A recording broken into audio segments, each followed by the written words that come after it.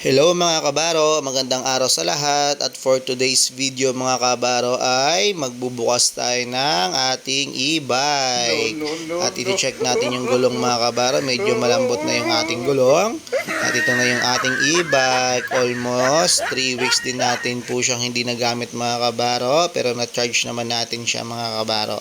Ayan yung ating e-bike, yan medyo may dumi lang po siya kasi nakastock lang po siya dito sa harapan ng bahay mga kabaro at natanggal na natin yung cover niya at ayan mga kabaro, lilinisan na natin yung ating e-bike. Almost 4 years na pala yung e-bike na to sa amin mga kabaro at yung battery niya po is medyo okay pa naman mga kabaro, kaso nga lang medyo mabilis na rin po siya malobat, hindi katulad dati, kaya palitin na rin po yung battery niya mga kabaro, pero always naman to maintenance yung battery niya at sinusunod naman namin yung tamang pag-charge dito mga kabaro, kaya nagtagal yung battery niya mga kabaro ng 4 years. And mga kabaro, yung e-bike natin, isa-service natin yan papuntang palengke. At bago kami mamalengke mga kabaro ay bumili muna ako ng taho dito sa kay kuya sa aming kapitbahay kasi nagbebenta po siya ng taho kasi paborito po ito ng aking dalawang chikiting. Kaya taho muna tayo mga kabaro. Ang sarap yung taho ni kuya kasi may langka pa po kasama mga kabaro. Ayan si Kuya Mami at si Adriel. Ang aming kuya ay naiwan doon sa loob. Ayun yung sumama papuntang palengke kasi mainit daw mga kabaro.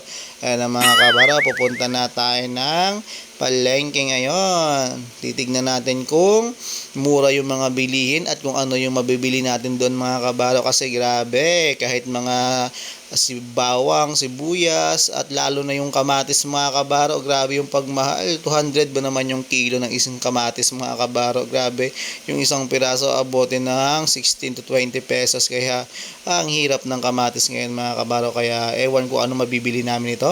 At yun mga kabaro, nakita ni mami yung crabs dito, mabuti ay naabutan pa namin mga kabaro si ate na may bentang crabs at syempre palaging fresh po yung crabs niya dito mga kabaro, buhay na buhay mga kabaro kasi hindi si mami bumibili ng crabs pagpatay na kasi wala na masyadong laman mga kabaro at medyo mabaho na yan, kaya ito maganda pag fresh talaga mga kabaro mabili nyo kasi masarap at maninamnam mga kabaro pag kinain.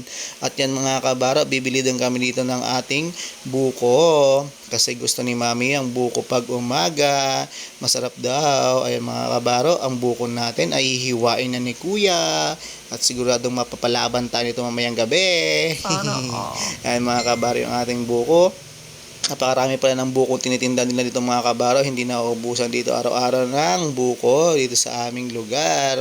At lalo na mga kabaro, palapit na yung Pasko, Disyembre, nako, grabe, hindi man yung buko dito mga kabaro at syempre nagmamahal din po yung presyo ng buko dito. At ayan mga kabaro, pauwi na po kami ng bahay. Salamat sa panonood, paalam.